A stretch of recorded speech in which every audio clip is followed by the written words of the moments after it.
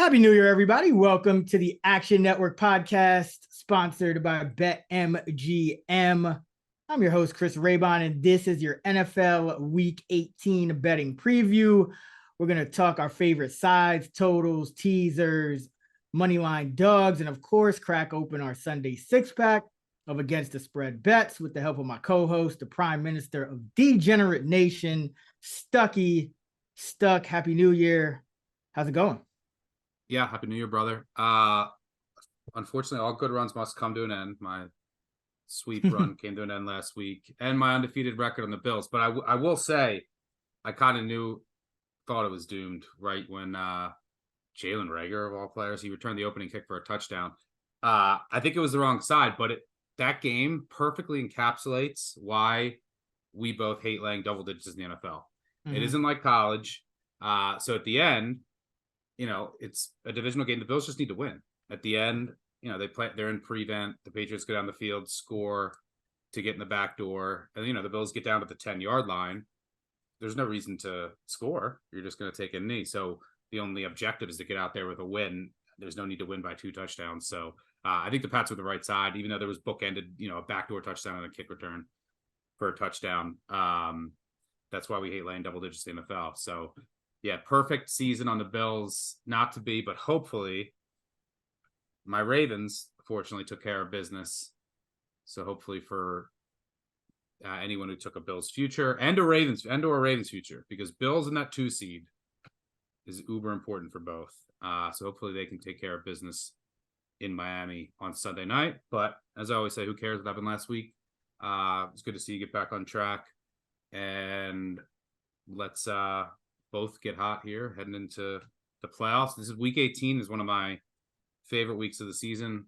It's always just expect the unexpected, expect chaos. These teams that need to win, a couple of them will almost certainly go down. Yeah, absolutely. This is I like this slate. I think this is a really good slate. A lot of options here. So let's jump right into it. No Thursday night football, so we can go straight into our week 18 six-pack.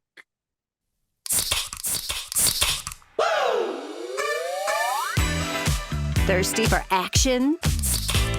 Let's crack open the Sunday six-pack. And of course, the six-pack will include the Saturday games as well. That would be the Texans-Colts game, the Ravens-Steelers game. 65-60, you are up. For anyone that's new listening, welcome. And we get 2 points for our first 2 picks, 1 point for the third, 1 point for the total, which we do in the next segment, and a bonus point if we sweep, which Stucky has done a couple of times, right, this year, at least once. But you are up first. Where are you going? All right, I guess before we get started, let me quickly lay the land here of what goes on in week 18.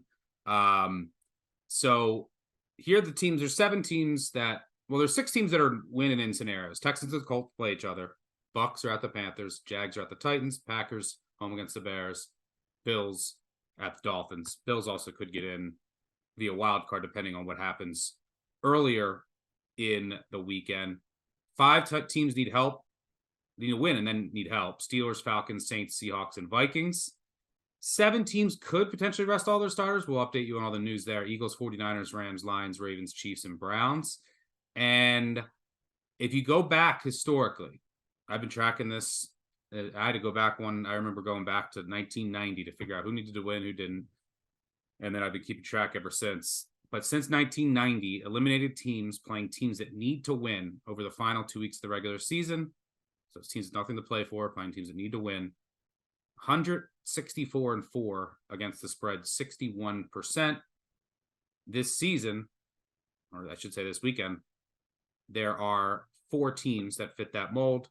The Bears, the Cardinals, the Titans, and the Panthers as eliminated teams playing teams that need a win.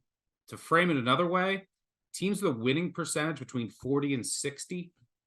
Now, some of them are already in the playoffs, but just if you go in our Action Labs database, teams with winning percentage between 40 and 60 in week 16 or later have gone just 29, 72, and 5. That's 28.7% against the spread against opponents with an 8 to 25% worse winning percentage, failing to cover by 4 points per game over the past 20 years. That applies to the Jags and Seahawks this week.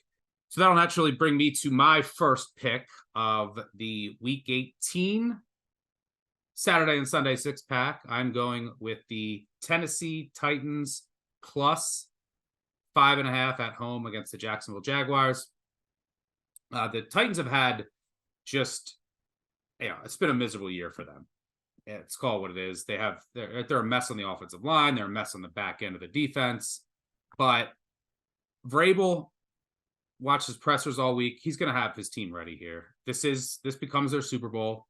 They could ruin the Jags season, their division rival. They're at home, where they played much better at home this year. I think the Titans are 4-3 in true home games this year.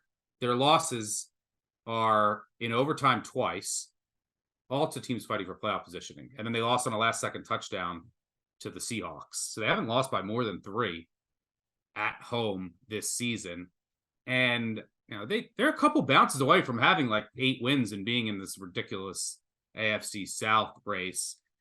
The Jaguars, this line, first of all, is just inflated.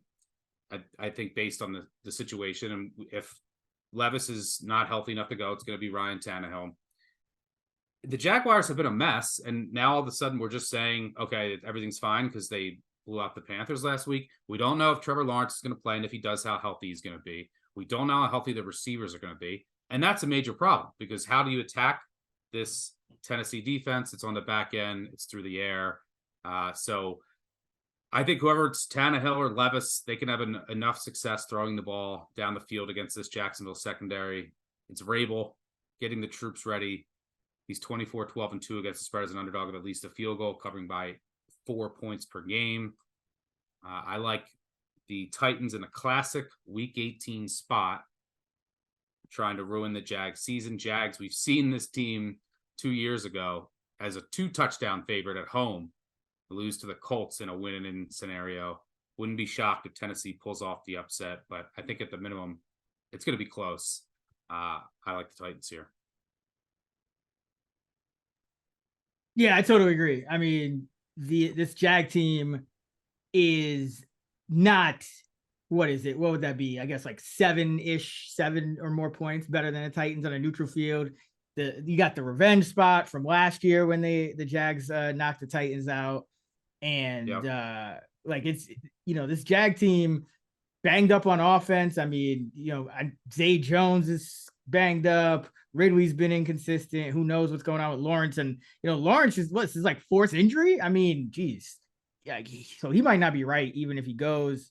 So yeah, I totally agree. And one last thing that I'll add here is,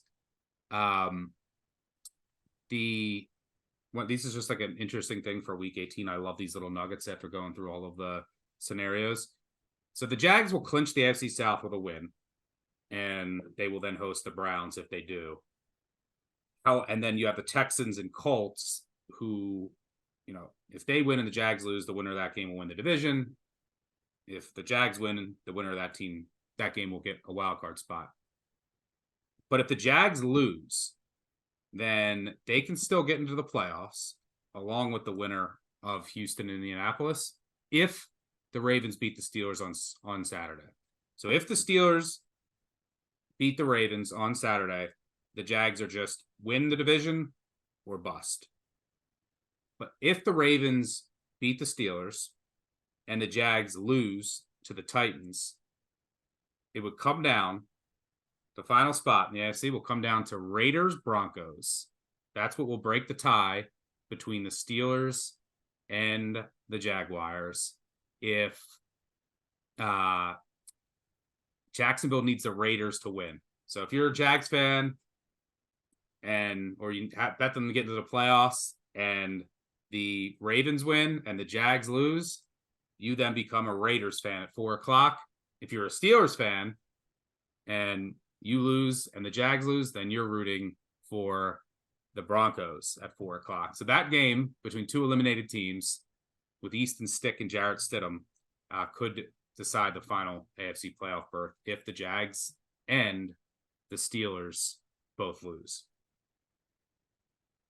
I mean, that would I can't even. Oh man, there's some nasty AFC West games this week. We'll get to that in a moment, but geez, I don't even know how to follow that up. All right, my first pick and the second overall of the Week 18 6-pack. I am going with the Houston Texans -1 at the Indianapolis Colts. Houston, I think this is the better team, better quarterback. Think the Colts are playing above their head. Love what Shane Steichen's been doing, but I still think this team has been getting lucky. Negative point differential despite a 9-7 record. The matchup, Houston and Stroud especially destroys zone coverage. The Colts are third in zone coverage rate. Stroud versus zone, 112 passer rating, 71% completion rate, 8.5 adjusted net yards an attempt. Against man, that drops to 84 rating, 54% completion and a 6.1 adjusted net yard per attempt. So complete night and day. I think Nico Collins looks like he's healthy, so that's really all I need for Stroud. Dalton Schultz healthy as well. Indianapolis up to number 2 in our luck rankings now. So kind of to my point, they're 24th in pressure rate. CJ Stroud from a clean pocket has just destroyed defenses. 9.3 yards an attempt, 19 touchdowns, 5 picks, 110 passer rating when he's pressured, just 5.4 yards an attempt, 2 touchdowns, a 72 rating. And then Minshew, 4% turnover worthy throw rate is 4th highest of 27 quarterbacks with at least 340 dropbacks. And he's only ahead of Daniel Jones, Desmond Ridder, and Josh Dobbs, who all, aren't starting for whatever reason, essentially benched. I mean, Jones may as well have been benched, even though he got hurt. And then it's rare situation, but when you have a primetime game, teams on a road, for what it's worth, when both teams are on short rest, the road team is 22-7-2 against the spread, 76% over the last couple of decades. So really like this Texans squad here. I think this Colt team, the luck is going to run out here. I do like what they've been doing, and I was lucky to cover last week with that Devontae Adams, hell of a catch. But I think CJ Stroud. I was out clapping for you when I was like, come on. I was like, we finally got one. Did he get in? We finally got a good beat after it seemed like 2 months of bad ones. But I thought he didn't get it live. I was like, but it's Devontae. And then they showed the replay and I was like, wow, what a catch. Yeah, what a stud. But yeah, so this is essentially a bet on CJ Stroud against Gardner Minshew. Both teams a little bit banged up here, but I just think the matchup favors Stroud. First game, Colts got the victory by double digits. Usually in these division games, the team that lost, I think, has a little bit of an edge, make adjustments. So yeah, give me Houston -1. Yeah, I would lean Houston's way. I agree with the move here that Colts opened as a favorite. I think that this is going to come down to Stroud versus Minshew. Like, you have to attack this Houston defense through the air and downfield. And the Colts secondary is also vulnerable. And as you mentioned, it's favorable schematic matchup for Stroud.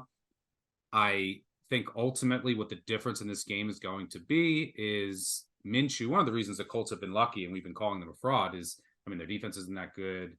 It's still Gardner Minshew. He's been getting away with a lot of turnover-worthy plays. Has some mistakes still coming his way in all likelihood. So I think that's what decides this game. Minshew makes a key mistake or two. The only thing that would give me hesitation is we're both huge fans of Stroud, rightfully so. It's a tough spot for rookie on the road, winning in. So we'll learn a lot about him. Does he end up trying to force too many balls? Does he try to? So that's what I would worry about. I think it's going to come down to which quarterback makes an additional mistake or two. So I'm a bit worried about Stroud just in this spot with his inexperience. But having said that, I still think Minshew is more likely to make the key mistake. So I agree with you. For my second pick in the third overall, the Week 18 6-pack, I'm going with the New York Football Giants plus, what are we at here? Plus 4.5 against the Philadelphia Eagles. All right, so the Eagles right now, I mean, look, we had Eagles fans yelling at us. They started off 10-1. They're 1-4 since. Nothing is good right now. I mean, there's reports of the locker room being fractured. AJ Brown's not talking to anyone. They're not even throwing the ball anymore. The play calling on both sides has been horrendous. They can't figure out how to deal with a blitz. It's off of Hurts' blind side. Well, guess what? You're going to get a lot of blitzes here against New York. The defense is regressing bad. They can't cover anyone on the back end. I'm going to get Tyrod Taylor here for New York. Big upgrade over Tommy DeVito. They almost came back and beat Philly. Would be 0-5 in its last 5 games if Tyrod Taylor finished off that comeback after DeVito went out with an injury. I think the Giants, who are still playing hard, almost beat the Rams last week, almost came back against the Eagles.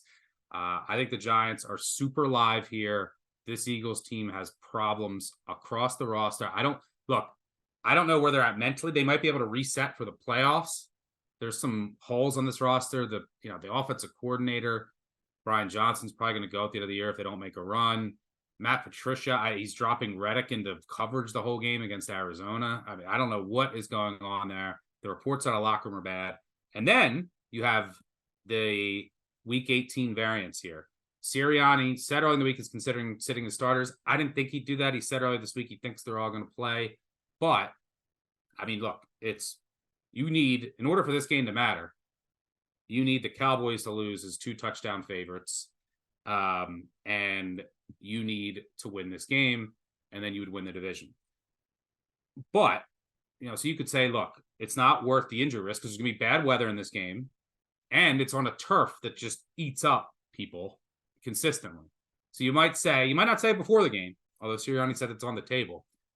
So you might not say, hey, let's rest anyone before the game. But if Dallas is up 14 in the third quarter, is there any reason to, 1, play Hurts, 2, have him run anywhere? Probably not. So you might pull some starters, worry about health once that game's in the bag, which could really open up the back door for New York. But even if that doesn't happen, the Eagles right now are just a mess. Giants are playing hard. I like New York here with the points. Added bonus if all the starters, you have Devontae Smith is banged up. There's a couple guys that Slay.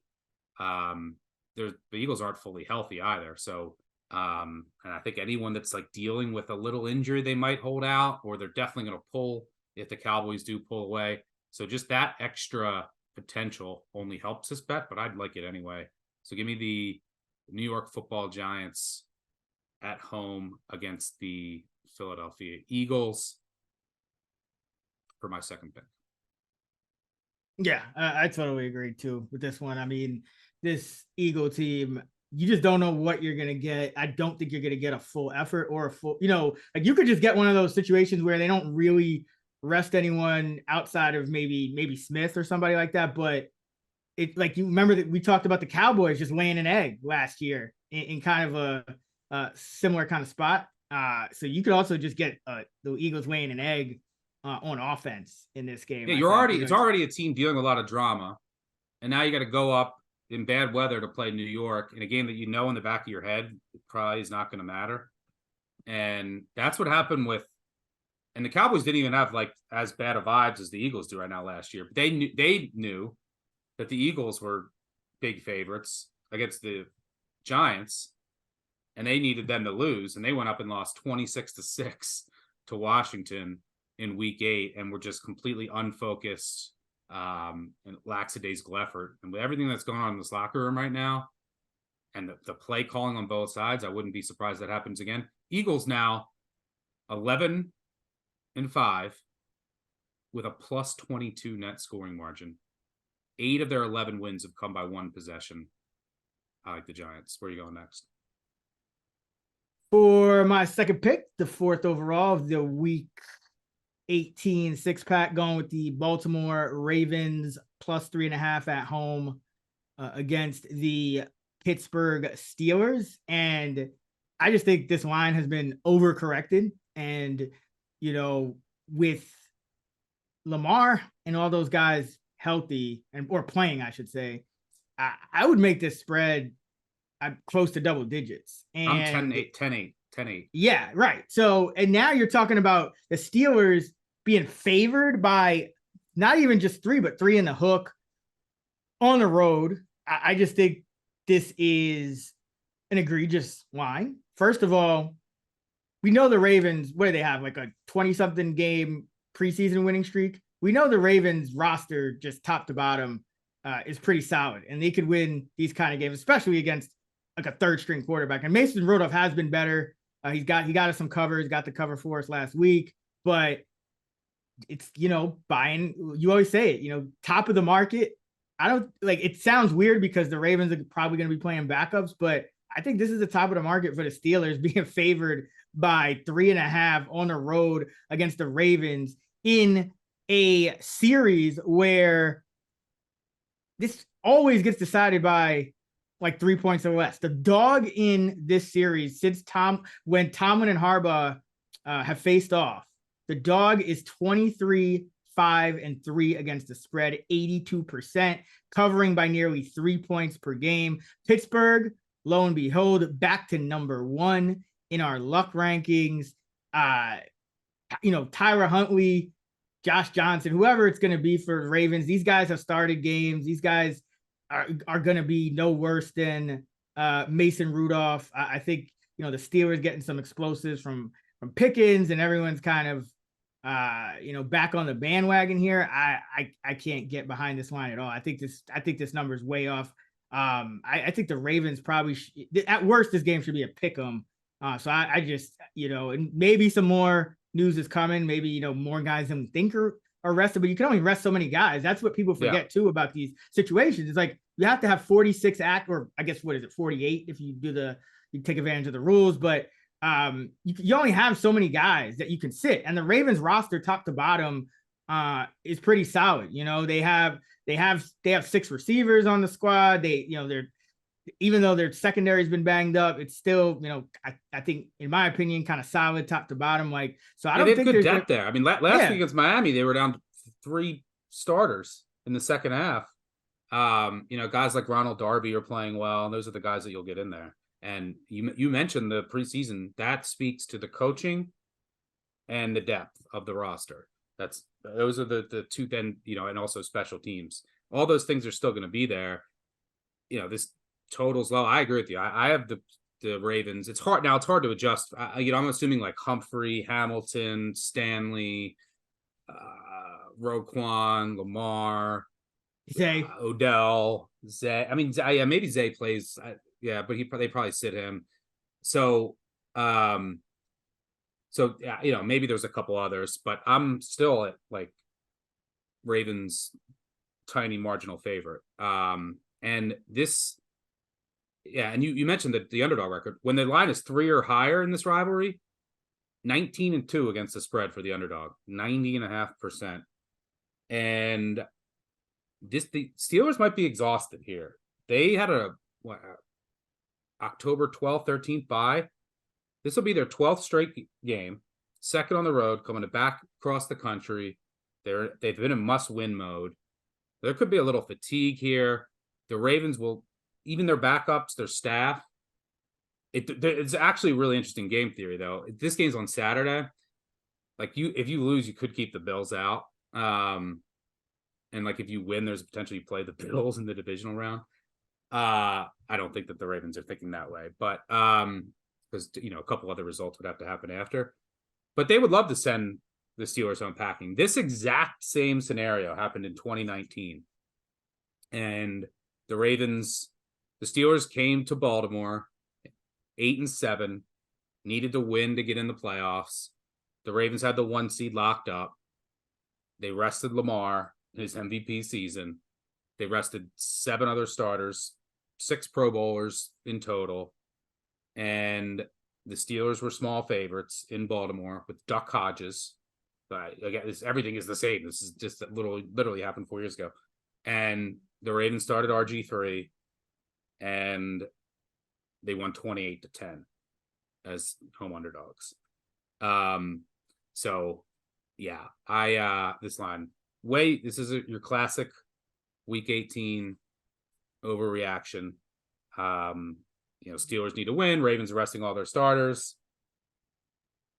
I do not think this should be over 3. So I agree with you. This would have been one of my plays if you didn't take it. Yeah. I think the worst case scenario would be Malik Cunningham starting. I got a left field, but even that, I couldn't get to this line. This line, like the adjustment that has been made. And I think part of it is because the Steelers had, they had the blowout with, against Browning. And then they had, they put up 30 on the Seahawks, and we were on the Steelers for both of those games. That wasn't surprising, but I don't know what the models are doing or how much they're factoring in these 2 Rudolph starts, but it seems like all of a sudden we think the Steelers are just like some juggernaut here. I don't buy it at all. Mike Tomlin on the road as a favorite, 15-26 against the spread, 37%, failing to cover by nearly 3 points per game. Tomlin, when Pittsburgh is favored by a field goal or more coming off a win, 36, 55, and 140% against the spread. Tomlin, when Pittsburgh favored by 3 or more on the road coming off a win, 10, 24, and 1, 29%, failing to cover by 3.9 points per game. So you have this is like the letdown spot for the Steelers. Harbaugh 46, 30, and 3, 61% against the spread as an underdog. Already mentioned Pittsburgh number 1 in luck. The Ravens could play looser too. That can matter at home. The Steelers have all the pressure on them.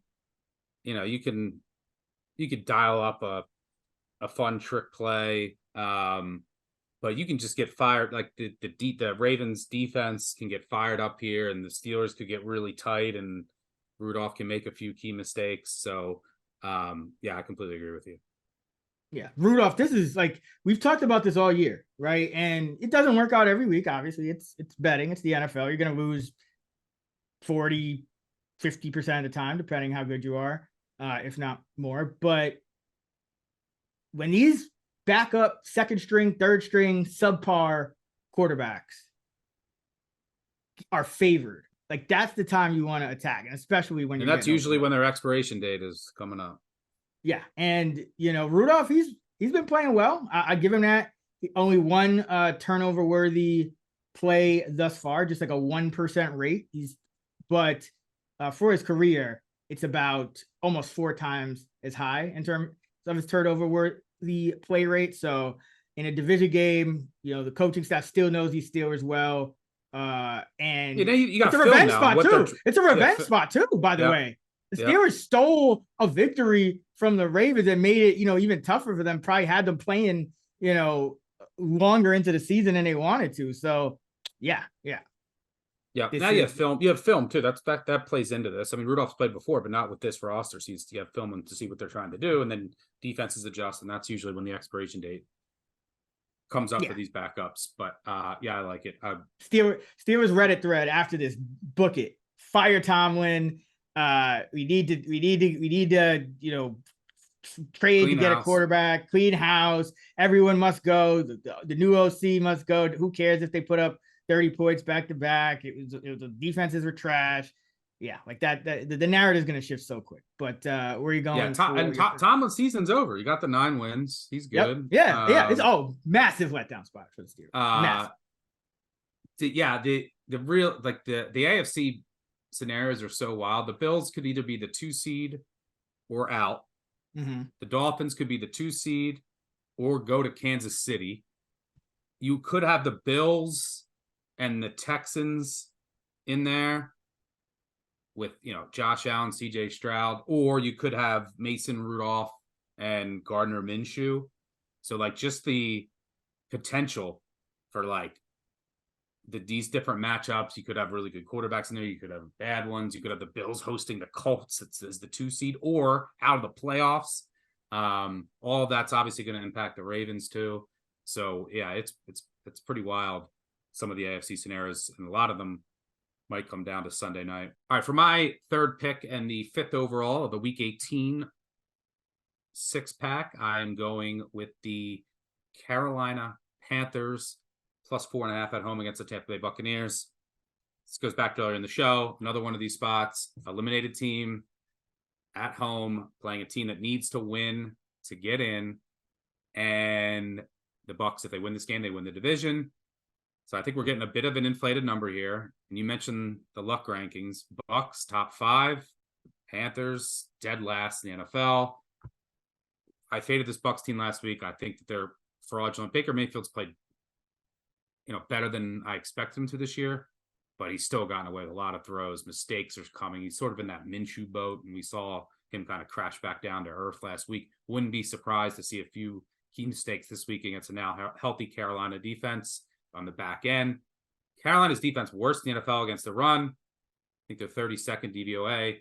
Well, Tampa Bay's rushing offense, nothing to write home about. I think they're 27th or 28th in that department. So that works well for Carolina. There was weather, I know, a couple weeks ago, but these two teams just met in Tampa.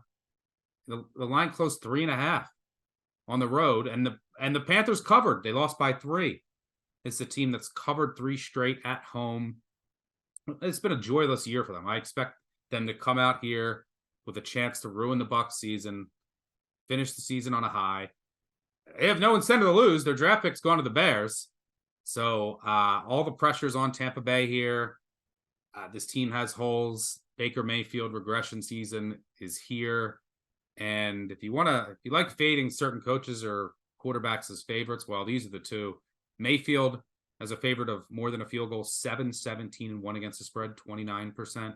Bowles, 6-14-2 against the spread, 30%. So I think Carolina's going to give Tampa Bay a run for its money right up until the bitter end. I actually think they pull off this upset. I think it's a good matchup and a good spot. And I think Carolina shows up here.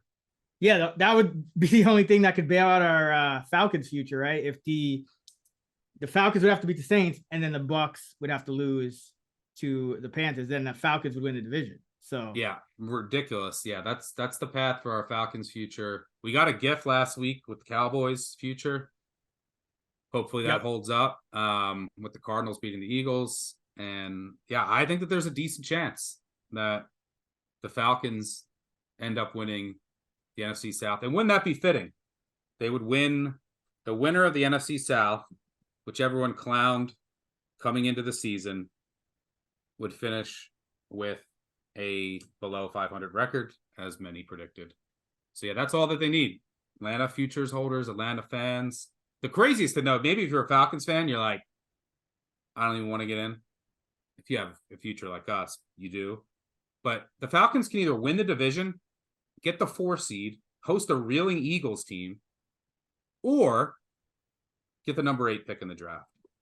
Talk about differing paths. The 4 seed or the 8th pick in the draft. Yeah, I mean that would just be the nail in the coffin for the Eagles if they end up losing to. I guess they would play the NFC South regardless, right? Yep. So yeah, unless they win and the Cowboys lose. Yeah, which possible, but unlikely. All right, for my third pick, the 6th overall, the Week 18 6-pack, going with the Minnesota Vikings plus 3.5 at the Detroit Lions. And the big thing here, Nick Mullins is starting again. And this is gambling. And Nick Mullins, when you bet on Nick Mullins, it is a gamble. But we had him a couple of weeks ago. I think it was plus 3.5, I think, at home. But this Lion team, they play early, and then the Cowboys and the Eagles play late.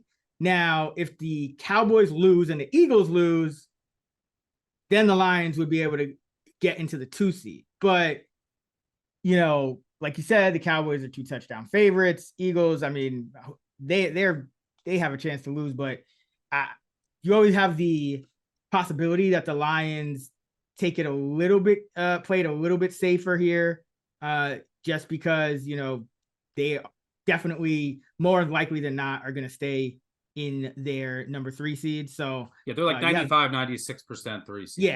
Yeah. So like, and listen, Dan Campbell, he's a risk taker, so maybe not, but also, now you're getting into, uncharted territory, right? Where, never really been in a situation like this where you have to kind of make that choice. And, if a guy rolls his ankle early or something like that, does he kind of go into a shell? Does he pull guys or whatnot? Meanwhile, last time these two teams played, the Lions won, the Lions covered, but the Vikings were ridiculously efficient through the air. And you've been talking about this Detroit pass defense. And I think Mullins is the kind of guy that could take advantage of it. And he's not always going to turn the ball over, 4 times? Yes, he's turnover prone, but he threw for 411 yards, 2 touchdowns, 4 picks. A lot of penalties didn't go their way. But the Vikings averaged over 7 yards a play in that game, I believe. Didn't even really need to run the football too, with Ty Chandler. So I think, he only had 11 carries for 17 yards. I think they could do better on the ground this time around and be more balanced to kind of help him out. So, but like the efficiency that they had through the air, even with the turnovers, that ended up being a 6-point game that the Vikings could have easily won or covered if a penalty call goes their way now. So give me the Vikings plus 3.5 at this Detroit Lion team that's pretty much got their seating locked up. And then you also, generally speaking, another one of the spots, you kind of talked about these teams with nothing to play for tend to cover and be very profitable at this time of year. Also, just in general, no matter what time of year, underdogs coming off big losses, 20 points or more, 124 and 85 against the spread over the last 5 seasons and change, 59%. Road dogs coming off a loss of 20 or more, 54 and 34 against the spread over the last 5 and change, 61%. So this is a bounce back spot for the Vikings. They were a lot more efficient than the Lions in that last game. So just banking on Mullins. If I can get 2 turnovers instead of 4, and everything I mentioned last time picking this team still applies. Jared Goff struggle. Yes, he's indoors, but he struggles against the blitz. And so you could win the turnover battle this time around if Mullins could just keep it together a little more. I think they'll run the ball, try to be a little bit more balanced this time. You still got Jefferson. Now Addison should be healthy again. You lost Hockenson, but Jefferson, Addison against this terrible Lion defense. And, who knows how many guys they're really going to play and for how long, being that their seed is locked up and that they have struggled with injuries on the back end. So this could be one where maybe the Lions go up a few scores, and I don't think the Vikings will be dead. I think probably time to get in live even more. So give me Minnesota plus 3.5 at Detroit.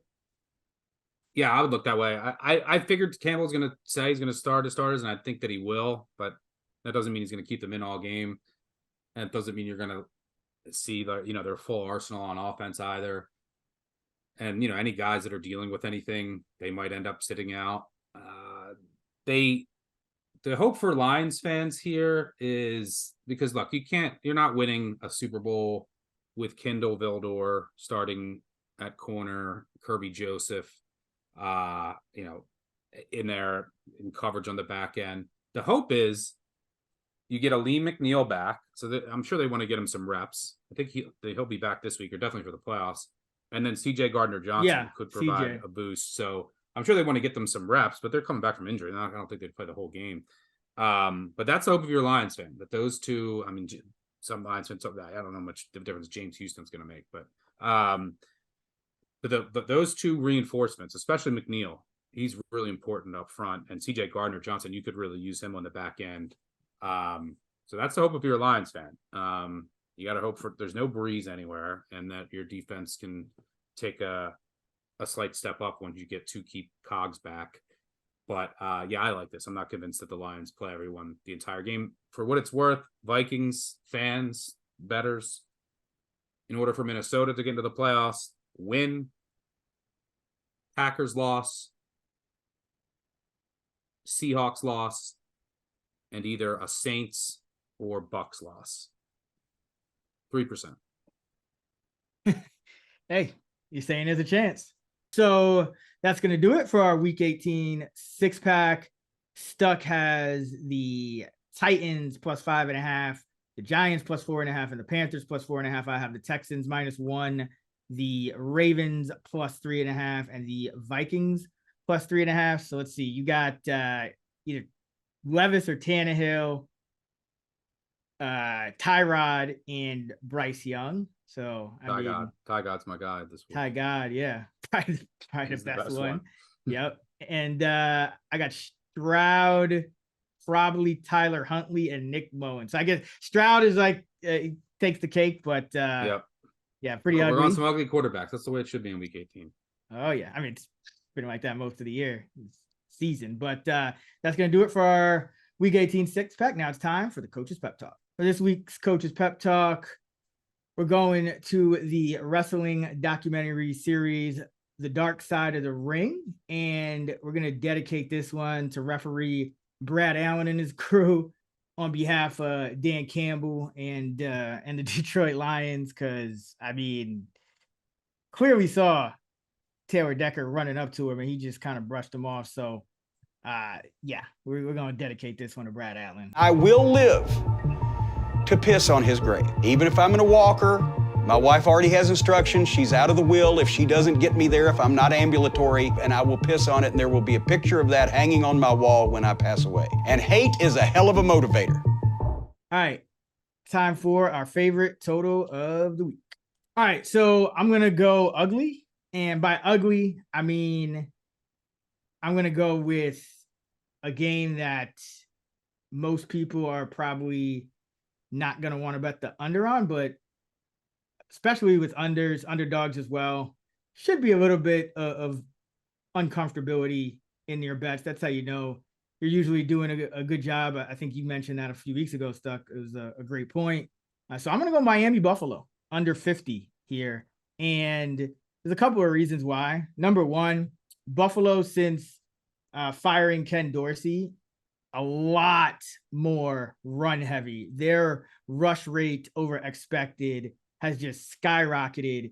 I mean, Josh Allen is, he's not really throwing the football these days. So Buffalo Bills in a game where it's almost guaranteed to be, win and in, don't win and you're out. Sean McDermott coach team found a running identity. I think they're going to lean into that here. Even with the Dolphins likely missing Jalen Waddle, I still think, the Bills aren't going to want to just, go up and down the field super fast and leave put the Dolphins offense back on the field with Tyreek Hill.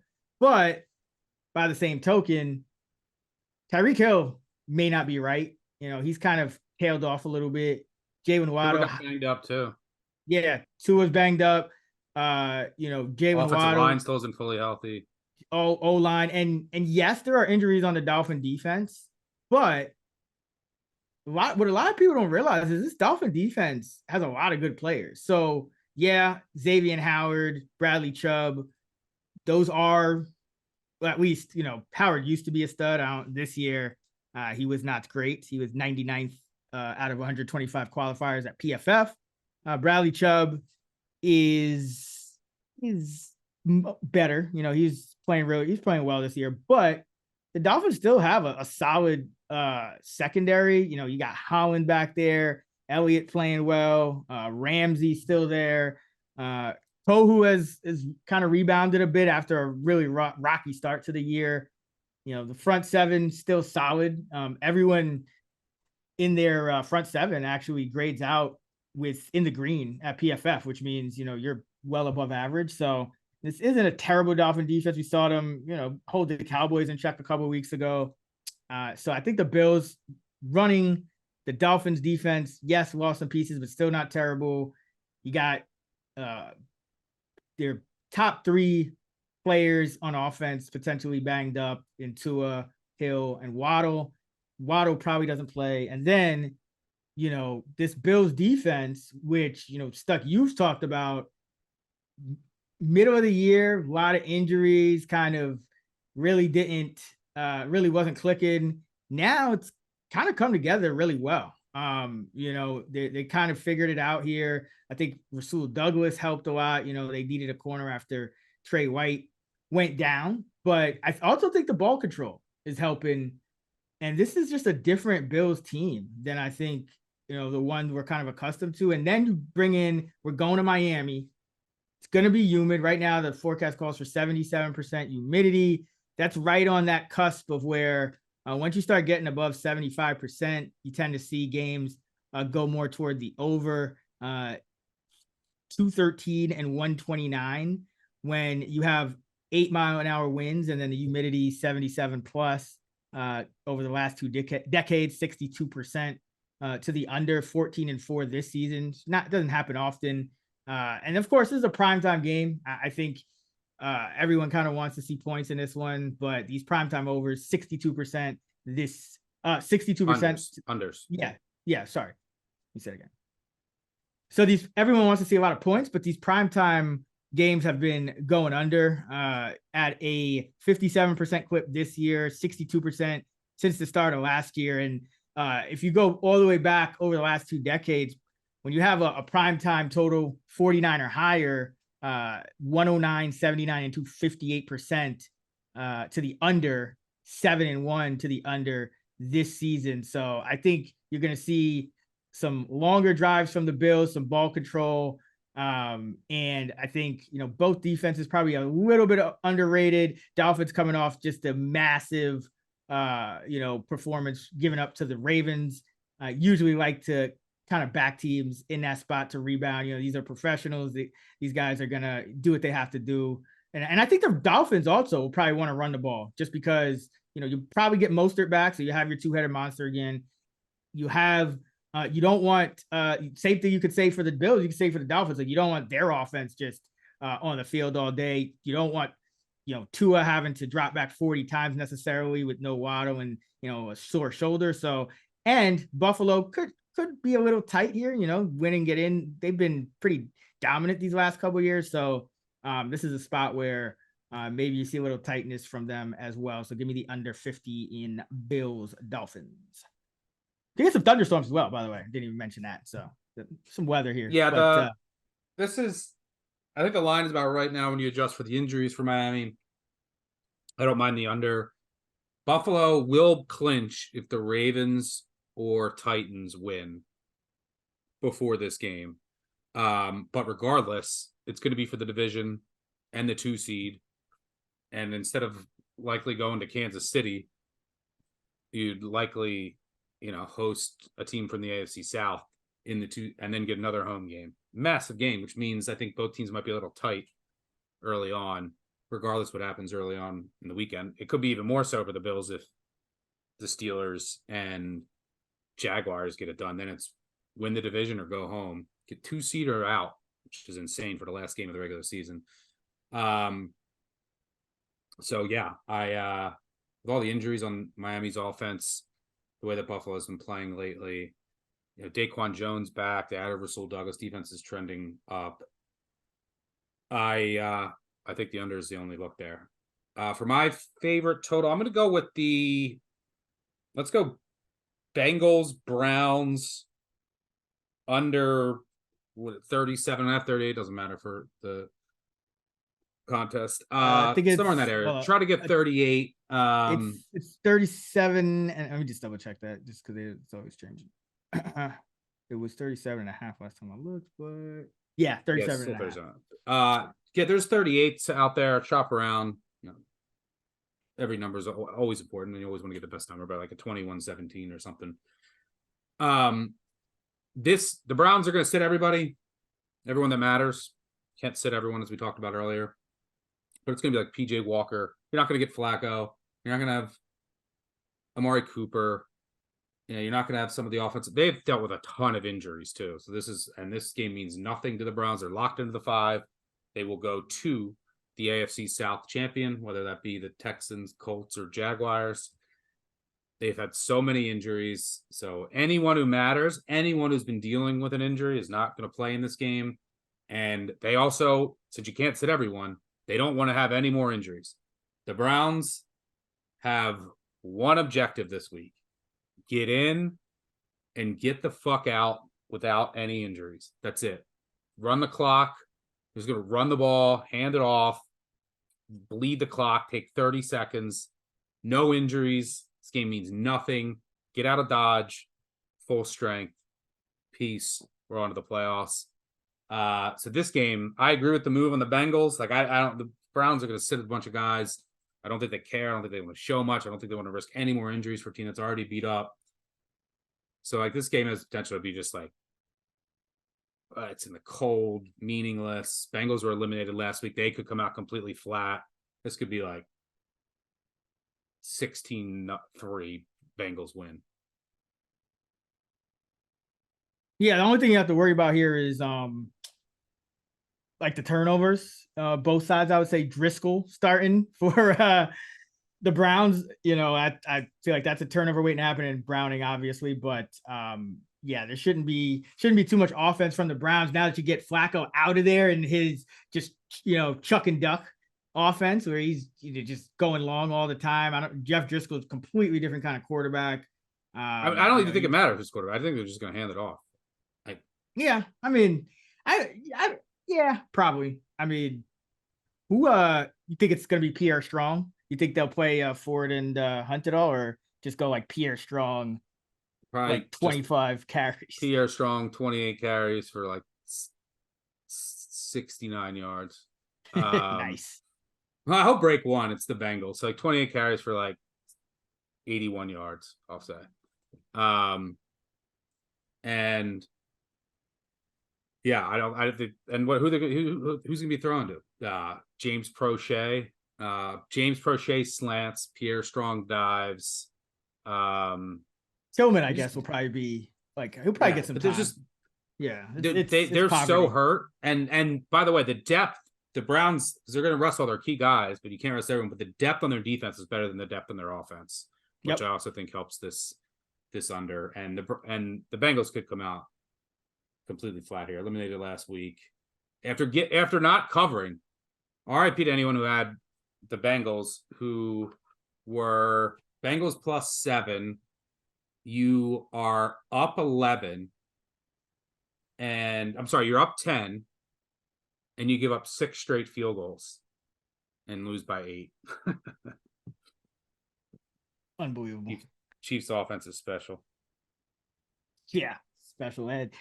But yeah, I mean, watch them put up like a bunch of points with Blaine Gabbert this week, and that would be the funniest like non-controversy ever. But somebody would say it on some platform, right? It's like, should Blaine Gabbert start against the Dolphins in the wild card round? Next on First Take.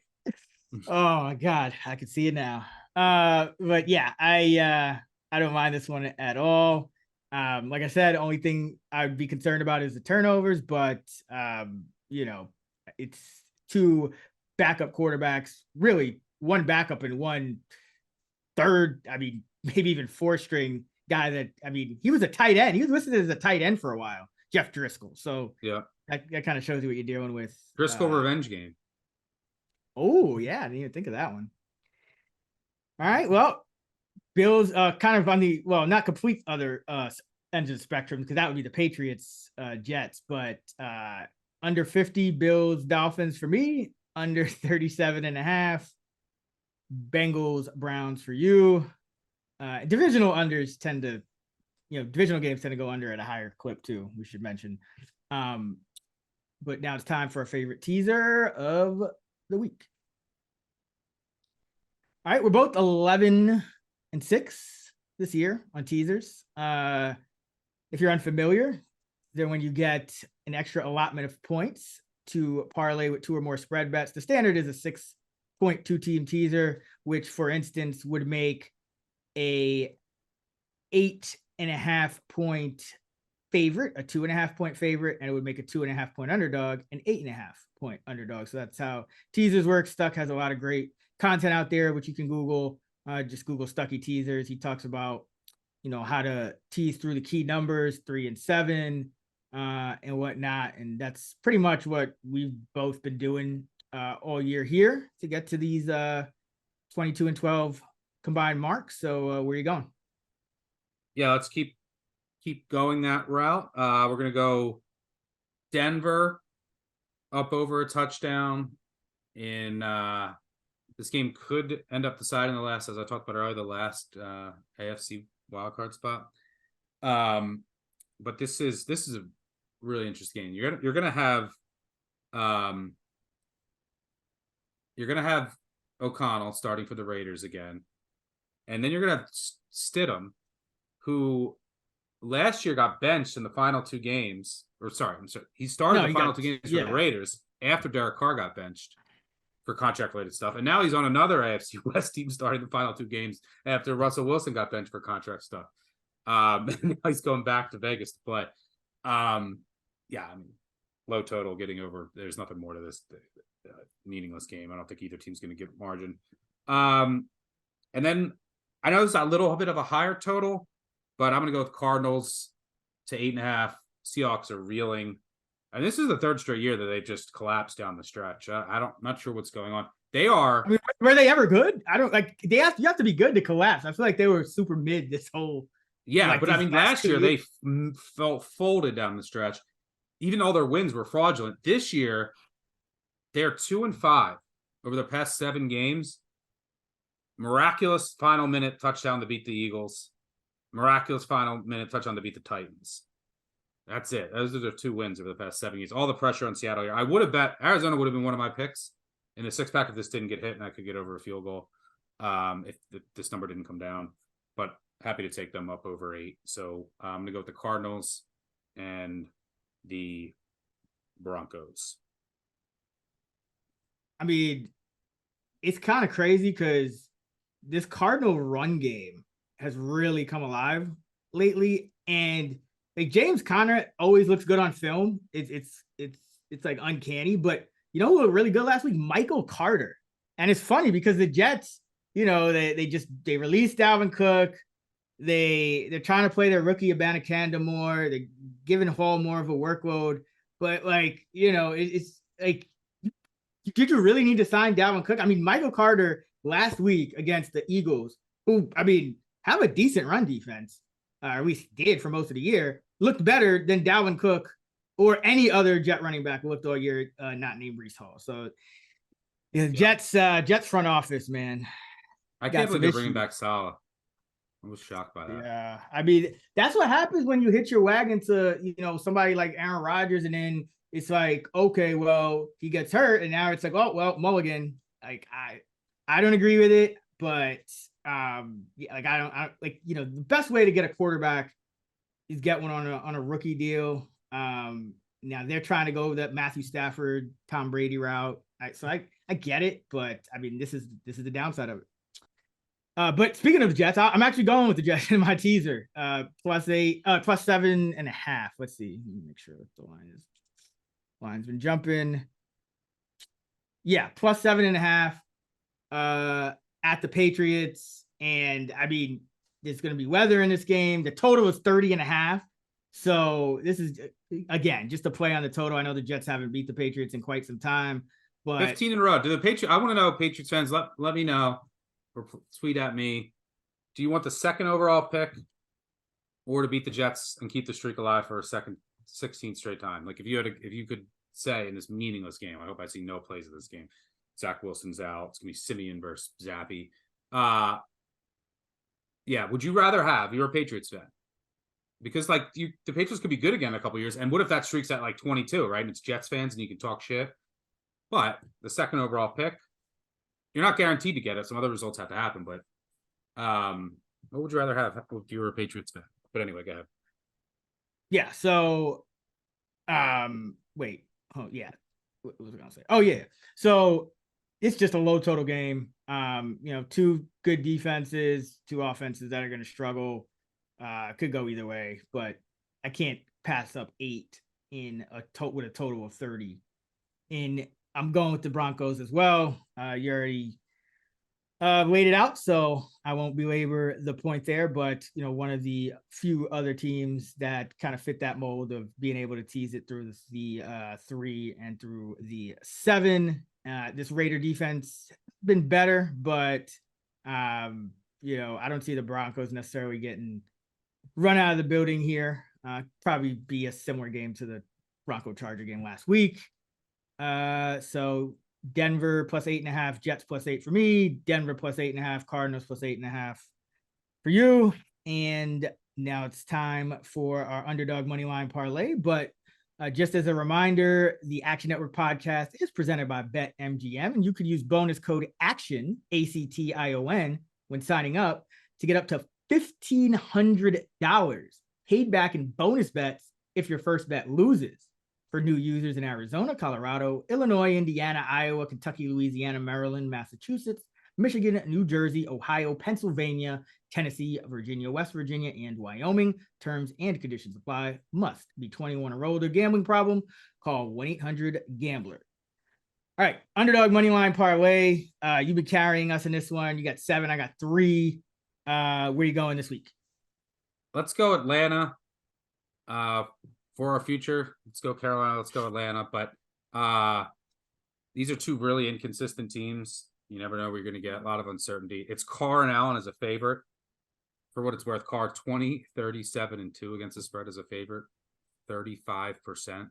Allen 7, 16, and 1, 30%. Carr is a favorite of at least a field goal, 10, 26, and 2 against the spread. But Carr, up and down season, he could just have a disastrous game where he can't complete a pass. The Saints' run defense has really regressed hard. That should play into Atlanta's hands. And I think New Orleans might be just a little tighter team. Like, they're closer to the playoff, getting in. They're at home.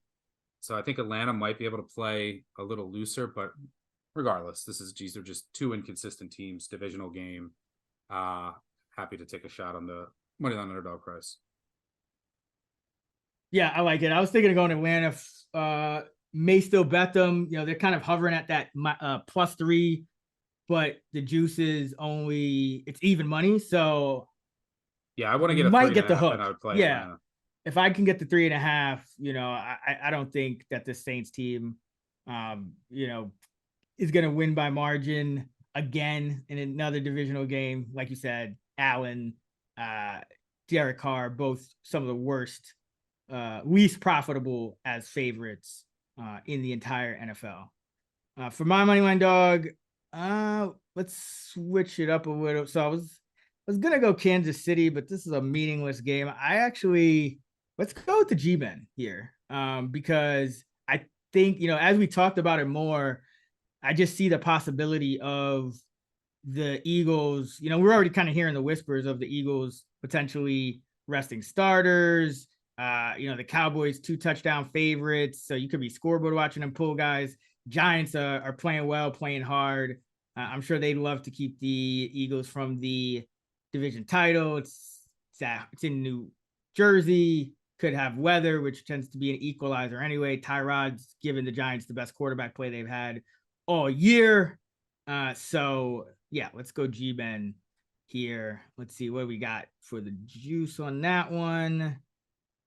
So G-Men are +200 at BetMGM. Falcons are +145 at BetMGM. If you parlay those together, let's see, +635. So some pretty juicy odds here for this one. But always remember, you don't have to parlay them. Do bet them singularly as well. I always recommend never just only parlay something unless the whole purpose of it is it's just 2 huge money lines and you're just trying to get a better number. But otherwise, especially when you have, plus money like this, I always recommend playing the bets individually as well, because, you're just making it harder on yourself. And that's how the books profit when you have to be perfect. So Giants +200, Falcons +145 are our money line dogs. Now it's time for the best of the rest, games we haven't covered in any other segment, but are still, as they say, meaningful to some. All right, first up, we have the Cowboys going to Washington to take on the Commanders. Cowboys are 13-point road favorites as we record this on Wednesday afternoon here. And, or let me say it again.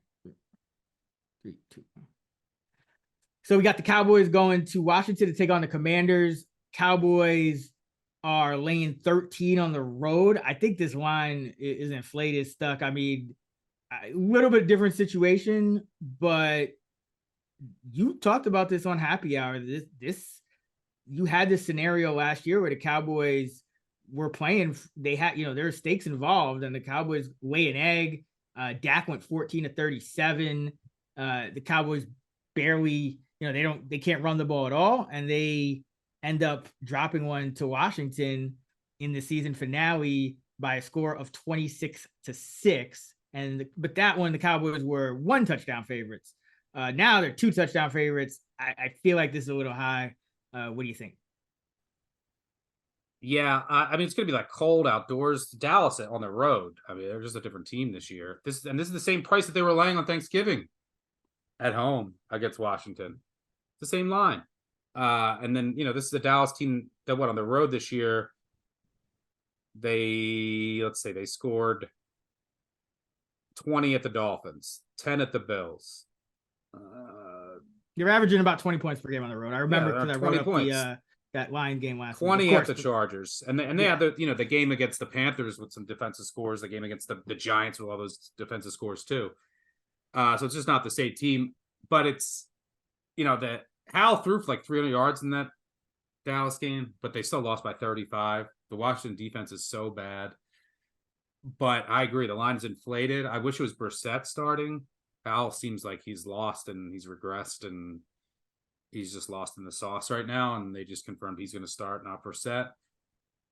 But the line's inflated. It's one of those things that, hey, Dallas needs a win to win the division. Washington's out of it. And Washington's just been getting clobbered by everybody lately. So I would lean Washington, but I have no interest in betting this team right now. But if it gets to 14, I'll probably throw some small change on it. Yeah, I mean, this is Washington Super Bowl. I mean, it's probably Ron Rivera's last game, could be Sam Howell's last start, or at least, last time to prove himself. So they'll be loose. Cowboys, they're looking for, when's the last time the Cowboys won a division title? By the way, my streak is still alive if the Cowboys win. No repeat NFC East winner. That's why the Cardinals won last week. We should have known. Yeah, right. Oh man, that would have been a money line dog of money line dogs. Let's see. Oh, so they won it in 2021. Yeah, that's right. Okay. So yeah, the Cowboys they tend to win a division every other 2-3 years. This will be the 19th straight season without a repeat winner in the NFC East. Absolutely nuts. Yeah, should have seen it coming with the Eagles. Like once they started 10-1, it was over. It was like, all right, you give the script writers no leeway. All right, and I should mention, because gambling's all about managing risk, and we did talk about how this line is inflated. But I should also mention, by the same token, the Cowboys have been profitable covering these kind of lines. Dak versus a sub 500 team, 30-13 against the spread, 70%, 5-1 against the spread this season. The Cowboys off an against the spread loss, which they didn't cover against the Lions last week. 12-4 against the spread, 75% over the past 3 seasons. And Dak as a favorite by 6 points or more, 30-12, 71%. So that's kind of the other side of why we're not just running out to bet the Commanders as home dogs, even though the line is inflated, is because the Cowboys have a way of getting. Well, yeah, they against inferior teams, they get a lead, and then the pass rush takes over, cause mistakes, and you're playing a quarterback takes too many sacks, will make mistakes, doesn't seem to be seeing the field again. So this game, one of the reasons I'm not really in love with betting it it's just going to come down to the first quarter. Like, does Dallas learn from last year's trip? Do they come out tight, or do they come out loose, focused, get a lead? Because if they do, then Washington can't really run the ball. You're going to put the ball in Hal's hands. The Cowboys can unleash the pass rush, and then it could slide. But if Dallas comes out tight, nervous, Washington's fired up for their Super Bowl, Washington goes up 7-0, puts the pressure even more on Dallas, then, Washington probably covers with ease. So much of this is going to depend on early in the game. Yeah. And I mean, with the Cowboys are so opportunistic too with turnovers. And this is, this Washington team, not really the ideal team with, how taking all these sacks. Sacks are some of the most likely, the most likely way to fumble tends to be a sack. So not ideal, but if it gets to 14 or even better, 14.5, it's hard to say no then. Yeah. All right. Next up, we got the Bears at the Packers, and the Packers are 3-point favorites. The total is 44. So nice clean numbers. Always like that. Don't really see a ton of value personally either way. My gut tells me the Packers find a way here. The Bears, they've been a lot better defensively, especially. I think Justin Fields, he's kind of doing what he has to do. He's making defenses pay when they, single cover DJ Moore, and he's making defenses pay with his legs. And this Packer defense has been terrible, so that's the way it could go wrong. But Jordan Love has also been great, and I think the Bears have kind of, they've been playing some pretty weak competition. So no real value here on this one for me, but what do you think? Yeah, I thought I was gonna be potentially betting the Bears, but Packers winning in, Bears are eliminated. And the Packers can either get the 7th seed with the Rams win or the 6th seed with the Rams loss. If they win, for what it's worth, if they do lose, they could still get in, but they would need losses by the Seahawks, the Vikings, and either the Saints or Bucs. So all the pressure's on Green Bay here. Chicago can come in loose. They're playing well. They've won 4 or 5. And they can essentially eliminate their hated division rival, who's won 24 of the past 27 head-to-head meetings, including 9 in a row. But the Bears have been playing well. They're kind of at the top of their market. So I think this is the right number. The Bears have only won 2 games away from home all season. So they haven't been a great road team. They beat the Commanders and then the Vikings with Josh Dobbs. They had 6 or 7 takeaways in those 2 games. Packers should get Jair Alexander back, but they still have injuries at wide receiver. I know Bo Melton was their first receiver to go to over 100 yards this year, which is pretty crazy. It hasn't phased Love. Love is playing really well. Highest graded passer since week 12. Since November 1st, 2,350. He's thrown for 2,350 yards, 19 touchdowns, 3 interceptions, 67% completion percentage, 106 quarterback rating. Even with the injuries, he's dealt with it. Running back, wide receiver. So, and the Packers D has been bad. So the Bears could win this game in a shootout. If you remove 2 games, the Packers played Brett Rippon and the Rams, and then they played Jaron Hall and the Vikings. You remove those 2 games over the past 10 weeks, statistically, Green Bay is arguably the worst defense in the NFL. And one of those reasons, 6 straight Packers games have gone over the total. Love trending up and Packers D trending down. But so I think this line's fair. With the way that I think the Packers probably win by 3 if I had to guess. The way that Love is trending they have the youngest wide receiver room in the NFL. You have a really promising offensive line. And, you have a quarterback on a rookie contract, although they probably have to pay Love now. But this team, if they can get a bump in the coordinator market next year, because there is some talent on the defense, but if they can bring in a new coordinator on the defensive side of the ball, maybe add a piece or 2, but the offense should continue to improve. The Packers will be a really intriguing team.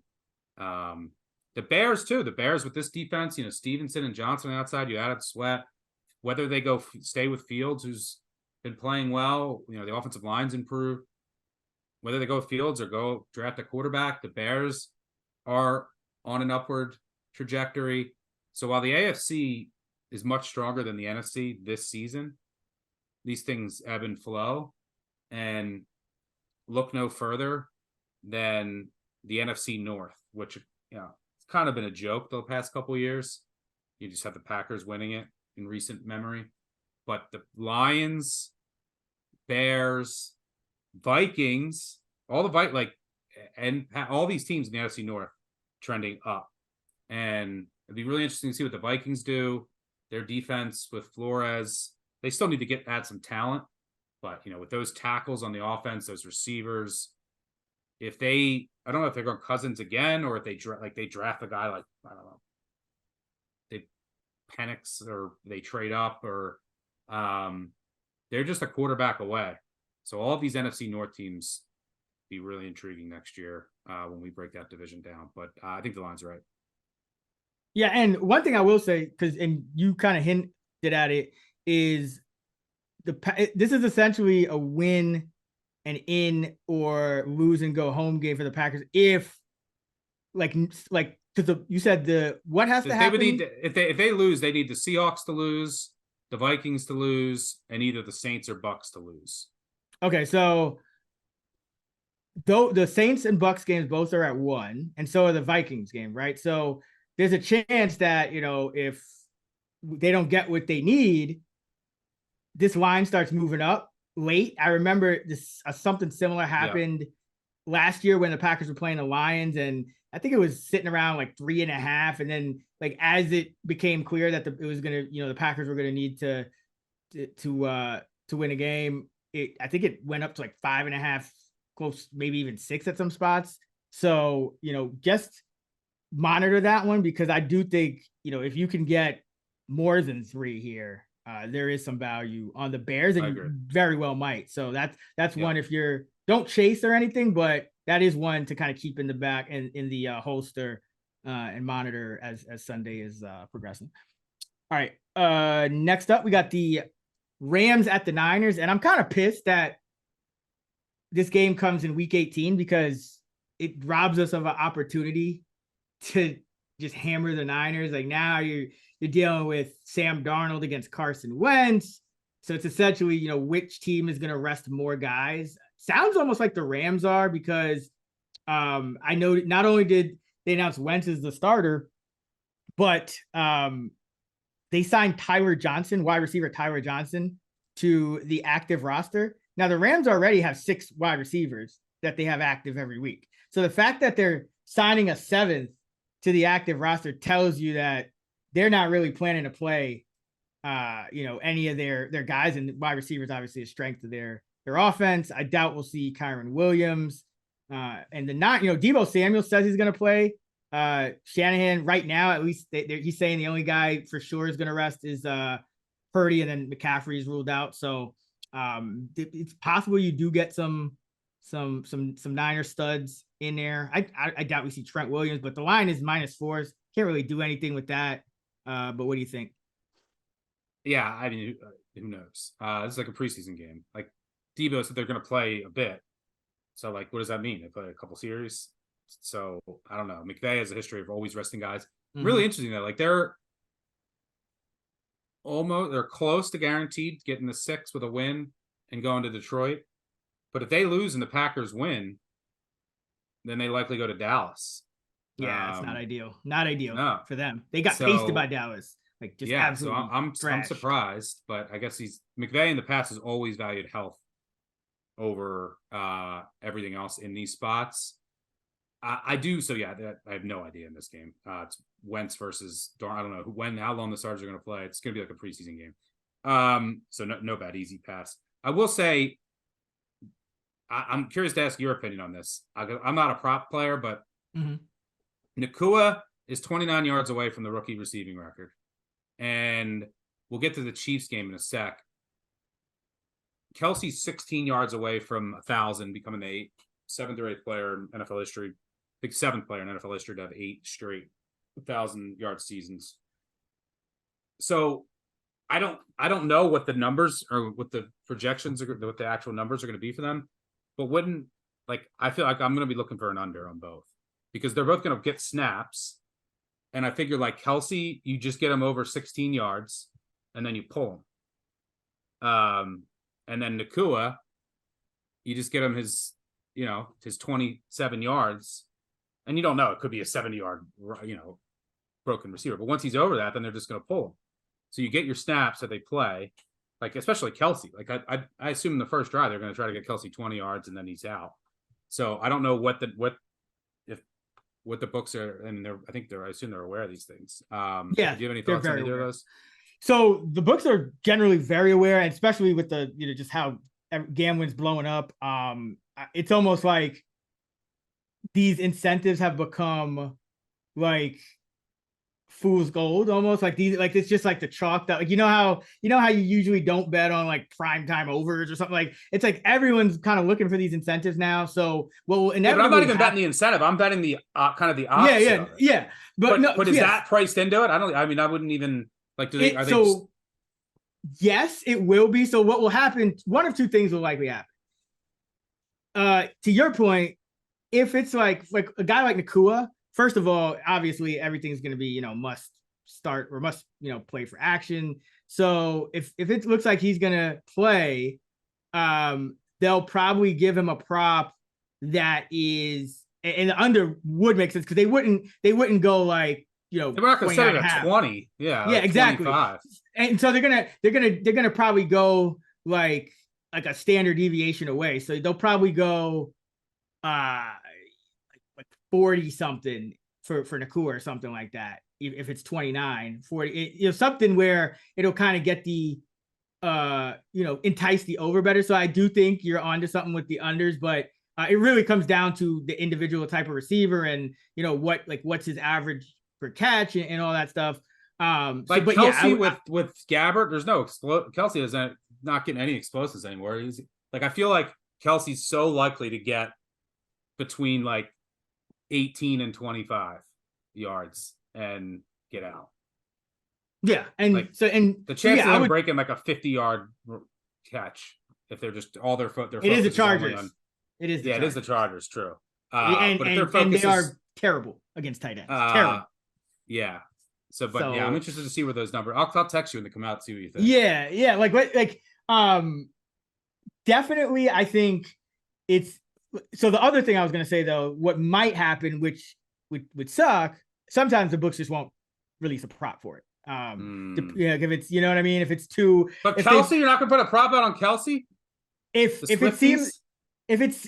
I mean, some books probably will, maybe not every book, but I've seen it happen before where it's like just the exact prop you're looking for is like off the board. But generally speaking, just a note for everybody, if you're trying to bet incentive overs, there's probably going to be no value in the market. It's going to make sure that, you check Kerner and I's projections and, or whatnot, because like there's going to be, the books are well aware of this. I mean, there's Twitter threads all over the place, but I do like that angle of trying to catch the under. But it really just depends on what kind of line the book set. So that's one where I would definitely be looking for that opening line, because it's rare that you have just like, hey, so you need 16 yards. Right? Exactly. So and that's why there's a chance the books don't release a prop, because generally speaking, you might see one prop in that range per game. You know what I mean? In like under 20s, one or two. So but I do like that angle, because I think that's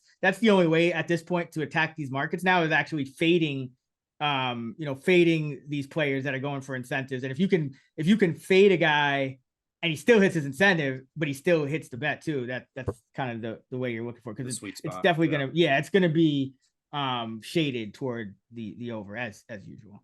Also, we get those press releases. So we get press releases from books, and they kind of tell us, okay, like this prop is being bet 99% of the money's on the over, this and that. So if I get anything good, I'll tweet it out. And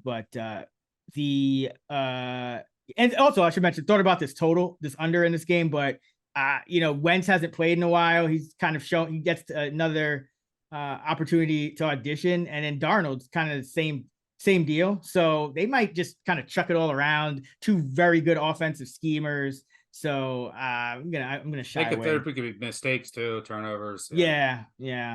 And then finally we got the Chiefs at the Chargers.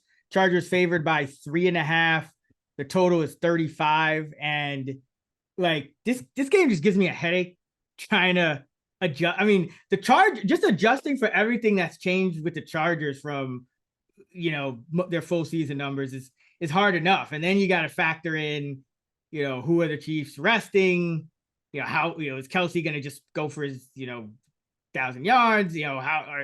Who's playing? How it's really tough to handicap this one. I feel like 35 is kind of pushing it, with Gabbert and Stick, who could make mistakes, but who could also just kind of just be free, throw it around. Maybe you even get like a receiver or two back for the Chargers, Keenan Allen, Josh Palmer, one of those guys.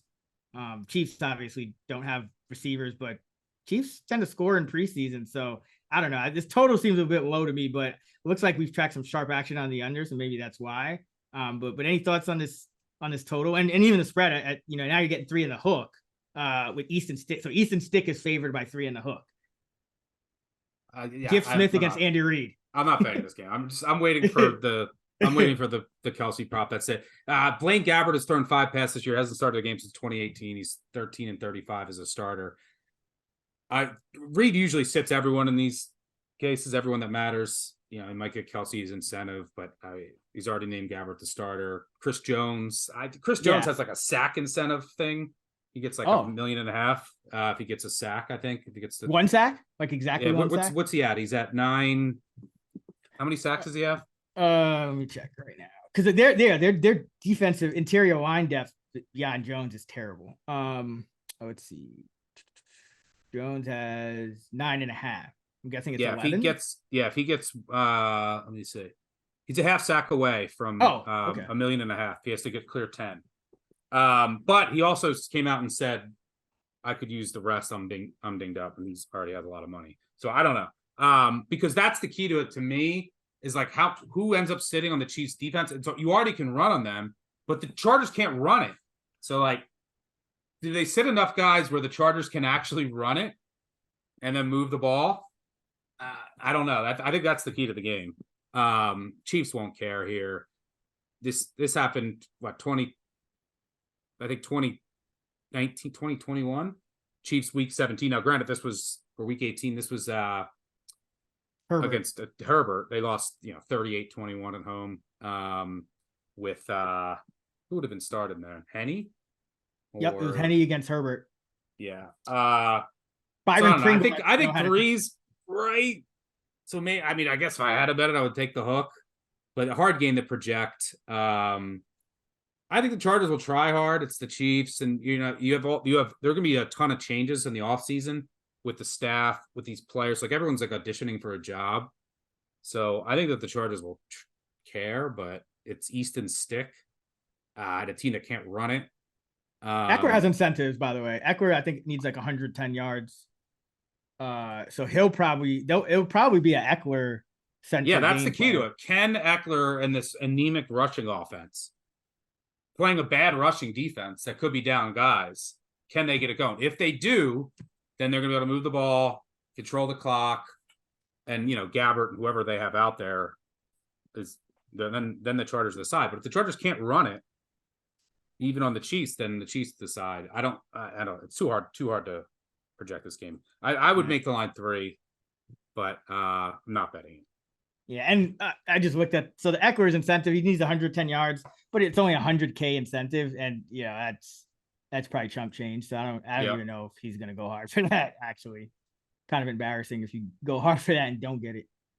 All right, that is gonna wrap it up for our Week 18 Action Network podcast. Thanks for listening. We'll be back every Thursday throughout the NFL playoffs, so don't worry. And of course, you can hear more of me with my guy Sean Kerner talking fantasy, DFS, all that good stuff on the Fantasy Flex podcast. And we also have our fantasy preview episode out already on. And we also have our player projections episode out on this channel. Stuck. Well, let me say that again. Yeah. And now that college football is about to wrap up, you can hear Stuck talking college hoops over on the Big Bets on Campus pod every Monday and Friday. And don't forget national title preview too, though, will be out on Thursday. Who you got? Or Friday. Any teasers? Any intel? I kind of like the under, but I'm still breaking it down.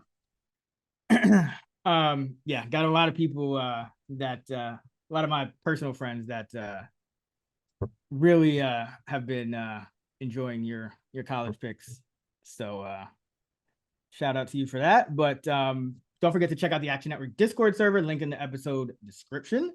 And you can find Stuck on Twitter, or formerly Twitter, now X, at Stucky2. I'm at Chris Raybon, and we're at those same handles on the free award-winning Action Network app, where you can track your own bets, you can follow ours, and just a great resource for bettors. But until next time, let's get this money. Let's go.